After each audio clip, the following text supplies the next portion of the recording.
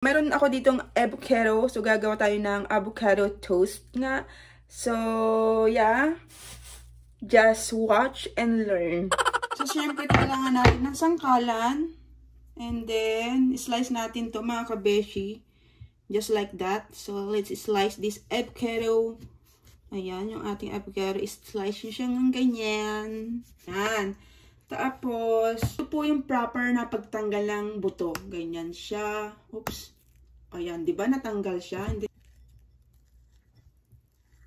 Oops. Dahan-dahan lang. Ayan, scoop natin. So, alam nyo ba na paborito ko ang avocado? So, ngayon, alam nyo na, no? Pakialam nyo ba? So, pakialam nyo ba? Pakialam nyo ba kung paborito ko to, no?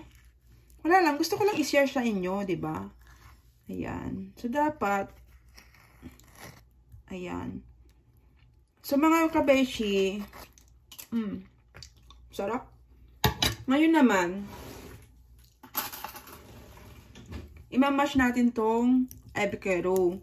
So, depende sa inyo kung gusto niyo siyang i-mash. Ako kasi, gusto ko siyang i-mash. So, ang i-mash ko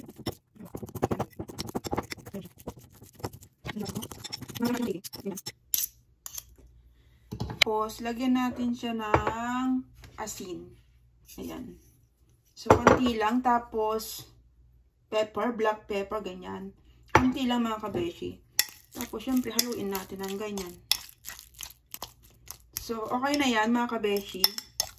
Ayan. Kung gusto nyo pang durog na durog, hindi durugin nyo lang. More durog, more fun, diba? So, okay. Tapos, next, syempre, kailangan natin ng tinapay mga kabeshi, diba? So, let's go. Itosta natin tong tinapay. Samahan nyo ako. Samahan nyo ako. Lalagyan na natin yung tinapay dito. Yan. Yan. Tapos, ayan. Hintayin lang natin siyang lumundag ng ganyan. Lulundag din yan. Tapos, habang nagtutosta tayo ng tinapay, gusto ko lagyan ng itlog. So, magpiprito tayo ng itlog. Yung parang hindi siya masyadong luto. So, kunin natin yung itlog dito. Lang. Painitin natin tong kawali. Tapos, lagyan ko ng kunting mantika. Ow! Init. Oops. Yan. So, lalagyan ko lang ng konting paminta.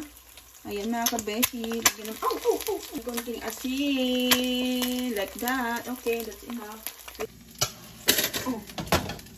Kunin na natin tong, ayan siya. Lagay natin dito. Pwede nyo siyang lagyan ng mayonnaise or butter. So, ayan siya. Spread lang natin yung avocado, mga beshi, like that. Okay. So, ayan. Then, ilagay ko na yung egg. Ayan. Oh. Pwede mo siyang patungan ng ganito kung gusto mo. Parang hindi. Parang ayaw ko siyang patungan.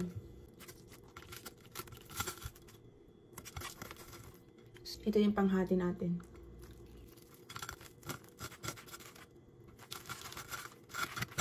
Yan. Tapos, ayan siya.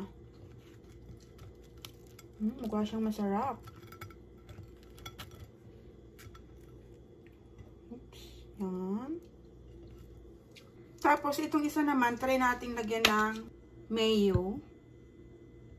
Ayan. Kunti pa. Oops. Okay na yan. So, wait lang. Ayan. Spread natin siya ng ganyan.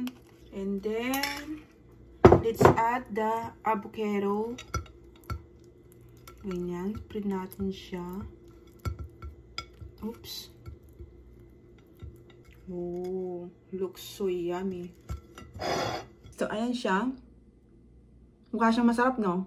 Kain!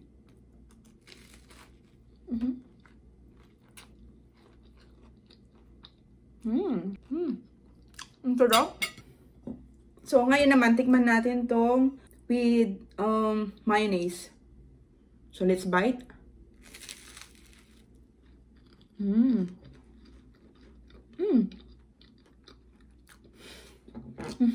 sarap.